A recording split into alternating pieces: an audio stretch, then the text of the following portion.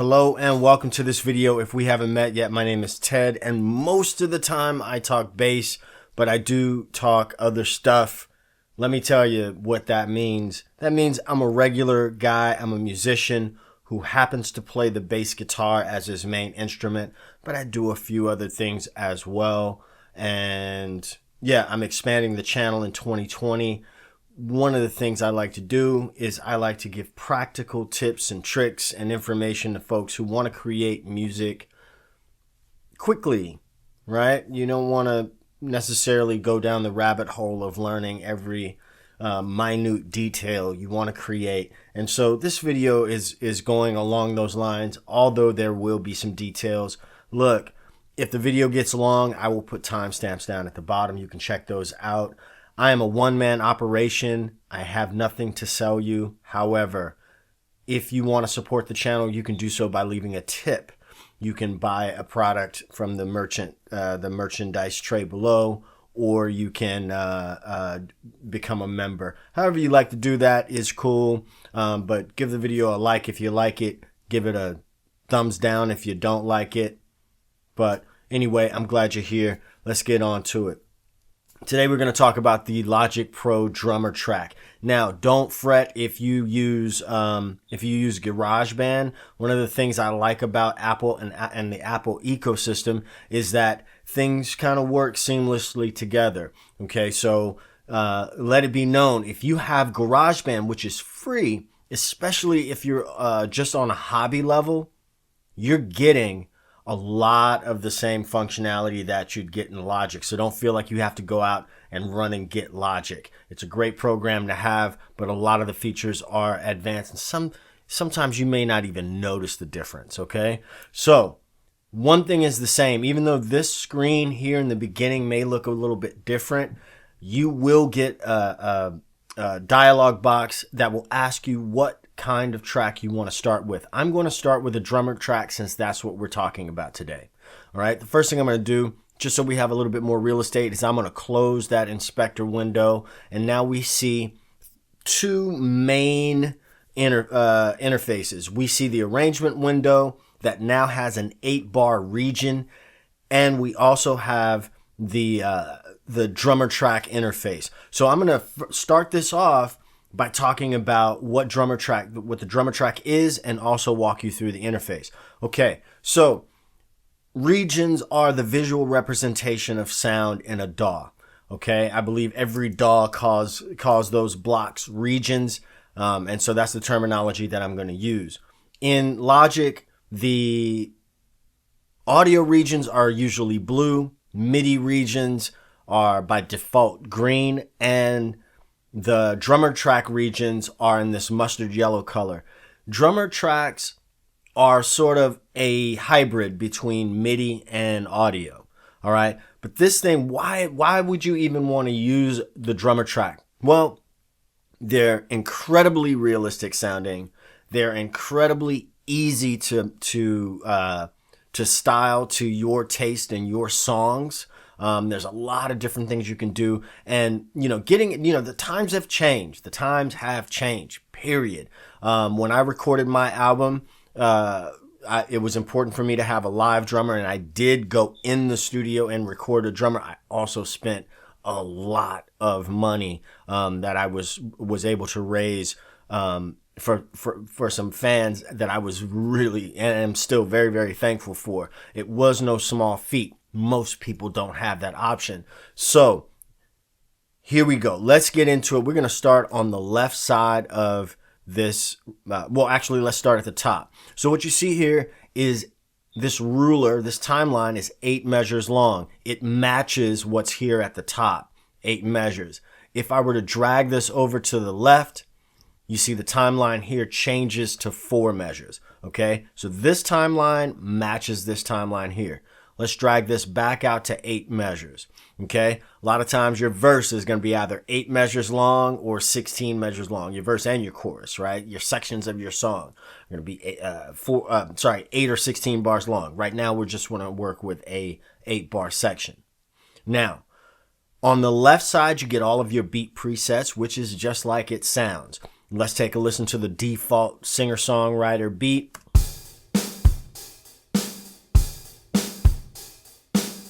pretty generic rock beat. Okay, if I were to change and go to any one of these, okay, pretty generic rock beats, singer-songwriter beats. If you got a loop, just a regular loop, you would be stuck with that. You wouldn't be able to change that so much, okay? But with the drummer track, you can change that. Let's go back to the Hotel Cafe drum beat, which is the default drum beat in drummer if you choose songwriter, right? So in the middle here we have this XY pad, and it's pretty self-explanatory, but I'm going to walk you through it a little bit. Right now we've got a standard kind of rock pop beat straight up.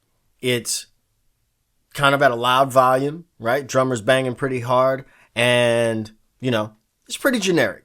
Now check this out. Let's go extremes. If I bring this little hockey puck over to the right, the volume stays the same, but the beat is going to get just a little bit more complex. Not super complex, but just a little bit more complex.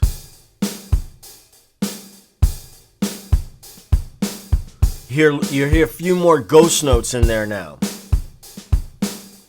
Okay, let's stay on that same plane, on that same horizontal plane, and make it a simpler pattern.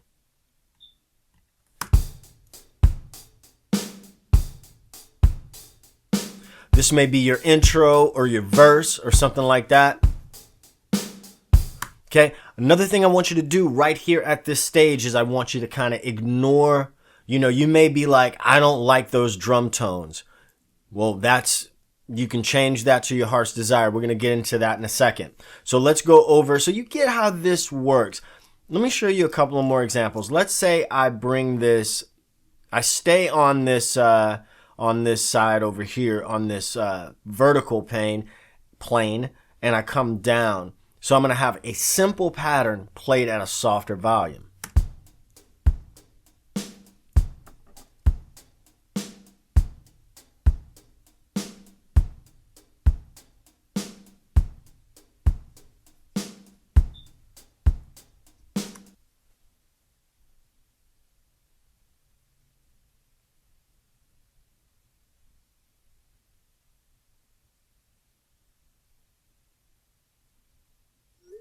All right. So you see what this is doing. Same thing here. If I go over to the right, I'll have a more complex beat, but played at a softer volume. Now, if we come over here to the right side, if a drum is highlighted, that's the drum that will play. If I take those drums off, like right now, I'm just playing, I just have the hi-hat playing, and you can see the hi-hat light up there. Now I can also take that hi-hat out and replace it with the crash and the ride cymbals. Likewise, I can put the toms in, right? And so you'll notice though that for the sake of realism, when the upper cymbals are highlighted, the toms are not. Because, I think more often than not, a drummer is not going to play on the, in this style, is not necessarily going to play on those cymbals and on the toms at the same time. So for instance, let's highlight our kick and our snare again. We'll come back to our middle of the road kind of rock thing.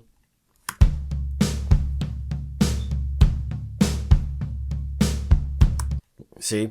Likewise, if I put the cymbals on, okay, you get the picture. So let's go back to a basic kit, the Questlove style, where we got just the kick, snare, and hi-hat. Sometimes that's all you need. A lot of the times that's all you need. Now check it out. Hi-hat patterns. In this particular configuration, there are 4 hi-hat patterns. We've got 16th note pattern, a couple of 8th note patterns, and a straight quarter note pattern as well.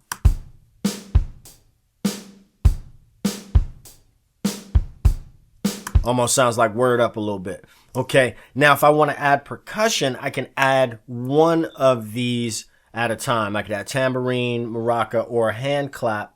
Also, when that is lit up, you are also going to have some different options. So there's 3 options for those. Now, one of the coolest parts of the drummer track is the fill.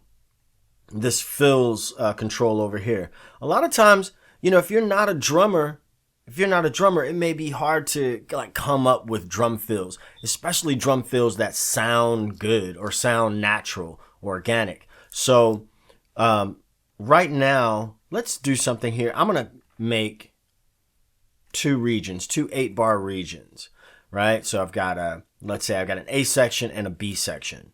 So if I highlight, let me double click that. If I highlight this, I want a fill to come at, a fill to come at the end of that 8 measure phrase.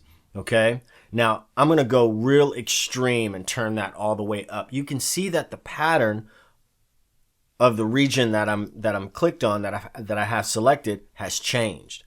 Look at it again. If I take it all the way down, all that's saying is there's more information that's in that region. So check this out. I'll go back to measure 5.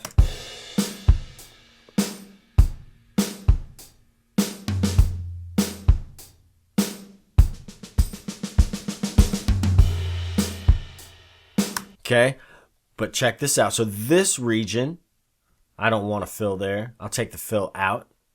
And let's say that I want to have a different hi-hat pattern on this region. So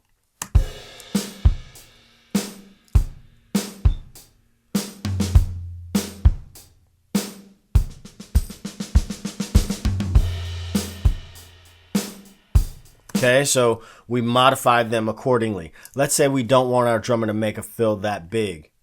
We just take that down a little bit. Okay, we get something a little less arena rock when we do that.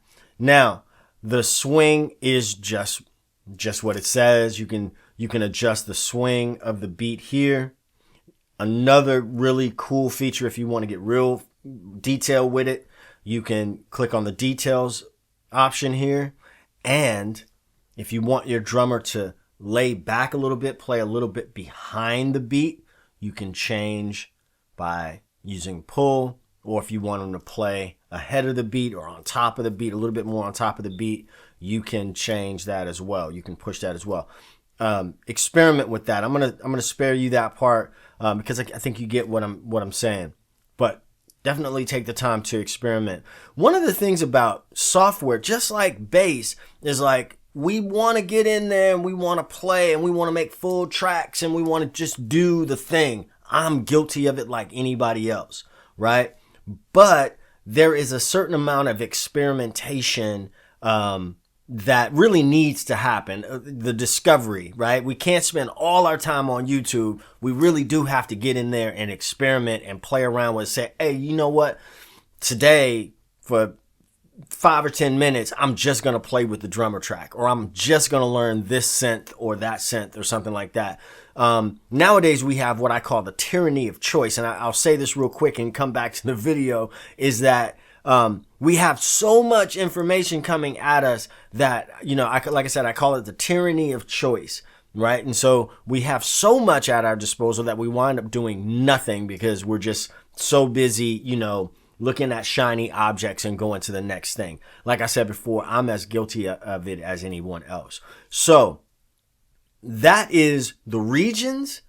Those are the controls of the drummer track. Let's now look at hiring drummers. I like to call it hiring drummers because I really, you'll see in a second why I say that. Okay, so stay tuned. Okay, so now we're gonna go into, like I said, hiring drummers. We're gonna do that by going to the library. I think of all of these little characters, and I think it's kind of cool the way Apple has this, the way Logic has set this up. Each drummer has a description. So right now we got Darcy, tasteful, restrained, and dedicated to serving the song. Darcy plays simple, tasteful pop beats on a natural sounding kit, right? So Darcy's got her little Bluebird kit, And these kits over here, right? These kits over here are kind of stock, right? You can't do a whole lot with them. But watch this. Let's say I want to use the East Bay kit. So I'll just click on East Bay, and now Darcy's going to play the same stuff, but she's using a different drum kit. So you got a drummer you like. Hey, man, come over. Or, hey, person, come on over. Work on this track with me. But I don't really like the the drums you've been playing, so I'm going to, just play the kit at the studio.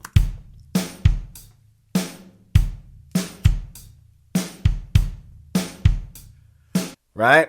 Different drum kit, same groove. Now that did change the drum kit on the entire track. That changed the drum kit on the entire track. And because these are, look, there's a lot of stuff you can do with this. I don't want to tangent. I don't want to get too far off, but you can use electronic drum kits as well. Right now, I'm only going to look at the acoustic drum kits. So this is the East Bay kit. Now let's say I want a little bit more control over that kit. I'm going to go down, scroll down to producer kits. I'm going to find that same exact kit, East Bay. You'll see the little plus sign on there. Let's close this window so we have a little bit more real estate. And I'll turn on the loop section, loop bar here. So now what I get, watch this. If I click this little arrow, I get control over all of these mics, overheads, the kick mic, the kick out mic, snare top, snare bottom. You get the picture. The panning of the toms. You get a lot more control. If I go in the mixer, same thing. I can see all of those drums. So if I want to do effects and different things like that on individual drums, I can. I'm going to spare you. So we'll just close that. And when I say I'm going to spare you that, I don't want to go too, I don't want to alienate anyone who's just like brand new with this. So we've got Darcy playing her groove, and Darcy's got all those different, let's double click that. She's got all these different beats that she can play. And she's not stuck with that beat. Remember, we can modify these beats, right? Let's say we want to change drummers. We want to call somebody else. Let's look at Mason. Now, check this out. Changing the drummer will replace changes you have made to this region. To keep these changes, select Keep Settings when changing drummers. Aha. So, let's say that I want to use Mason. I want to change drummers, and I don't click this option, and I just change the drummer. Everything changed. The whole region changed. We got a completely different beat. Let's undo that. Let's go to this little cogwheel here. Keep settings when changing drummers. So I'm going to keep those settings, but, whoops. I have to undo the things I did. Let's go back to Darcy, because I dumped Darcy for a second. I didn't really mean to do that. So we'll go here. We have our setting, keep settings when changing drummers. So just turn the fill down a little bit. Go to Mason.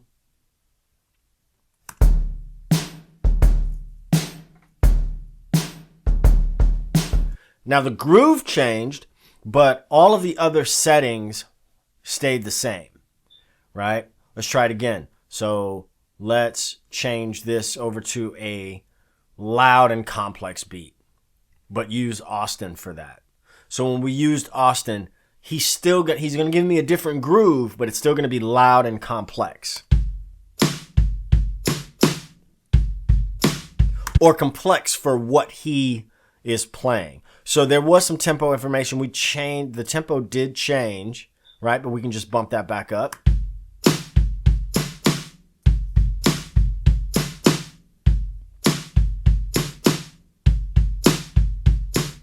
So Austin, it's probably like a nod to Austin, Texas. Influenced by roots, folk, Americana, Austin uses brushes to perform stripped down grooves and driving train beats. So, yes, definitely a nod to Austin, Texas. Let's uncheck this because I do want the settings to change right now. And we can also have that dialog box changed to where it doesn't show because now we know.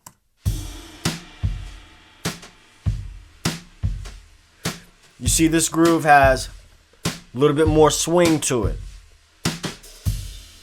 and sounds just a master of classic jazz brush techniques, right? It sounds like what you would expect, right? Now we've got rock drummers, alternative drummers. These are all, like, imagine your Rolodex of drummers that you wanted to call. We got Rose, Curtis. They need more R&B drummers though. And then of course we can't leave out the electronic guys. Now check this out. When we go electronic, we're now getting a drum machine, basically, right? Some of these patterns are actually pretty cool, but all the same rules apply. You can change all of that information the same way that you would on an acoustic set. So that is what I like to call hiring drummers. And I hope you see why I call it, why I call it hiring drummers. Let's talk just a little bit more about, just a little bit, because we haven't touched it yet, a little bit about spicing up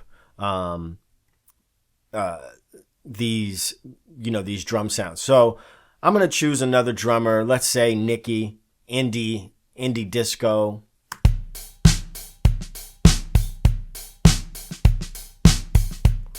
Now, I'm going to keep it 100. I don't like the sound of that hi-hat. So, once again, I'll go over here to the library. I've already called Nikki for the session. Hey, Nikki, come on down here and play these drums. But Nikki is using the 4 on the floor kit. I'm going to go down to producer kits, and I want to see what she sounds like on the East Bay kit. That's one of my favorite drum kits in here. So let's see what that same groove sounds like on the East Bay kit.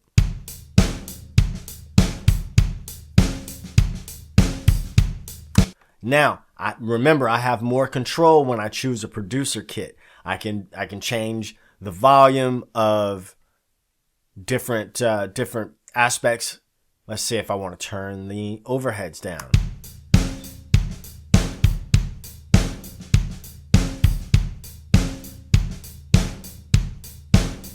Can turn the room mic down, the room reverb down. Get a little bit drier. Okay? So I will say, admittedly, that these drums can sound a little bit thin right out of the box. All right? They need a little bit of booty on them when you first get them. So let's fix that by doing this. We're going to go, let me reclarify, regular guy. I'm a musician, not an audio engineer, but I know what sounds good to me. And you have to do what sounds good to you. And then you also, if you're really going to go on and do a serious thing and you really want to like put out an EP or song, a single or whatever, sometimes you got to find people that specialize in what they do. I put out a record in 2019. I think it sounds fantastic, but one of the reasons why it sounds fantastic is that I didn't try to do everything myself. I hired people. I had the means to. You may not have the means to, but if you have the means to, get people on your team that do that thing, right? Don't try to do it all yourself. But what I'm going to do is I'm going to go to the compressor, and I'm just going to choose one of the stocks here. I'm going to choose the Opto drum kit compressor, right? Now we got a little bit more life in that track. Okay? Sounds a little bit more, let's compare. Thin. Now we got a little something, right? And of course you have all your options to change there in the compressor, but compression, different tutorial, and I don't even know if I'm the guy to make that tutorial. Let's talk about one more thing when it comes to changing these drums. Okay, so what I want to do right now is I want to go and further tweak that kit.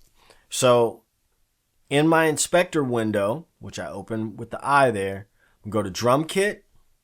And now here we are in the studio. We're in the studio. And first of all, if I want to change the kits, I can do that over here.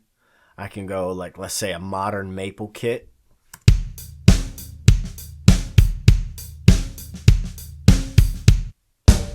Studio kit, right? We can change all those things. I kind of like that maple, that modern maple kit.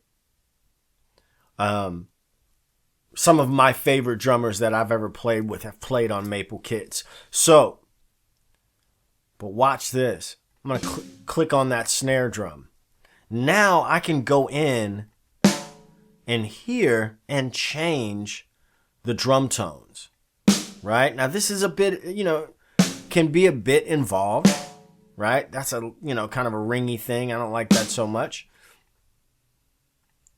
Let's go with this deep maple. I mean, that might be cool for some stuff, but you can do this with any aspect of the drum. Now with the drum, let me change this snare back.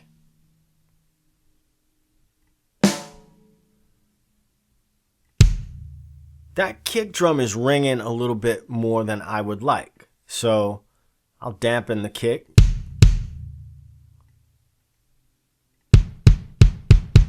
Listen at that. It's just like putting that blanket in that kit, and I mean, look, you don't have to do that. You don't have to do that.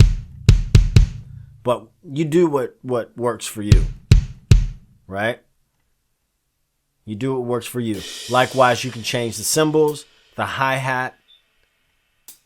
There's a modern, bright sounding hi-hat. I like that. So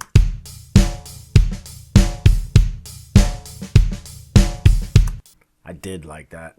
Let's go back. Let's change that to modern dark.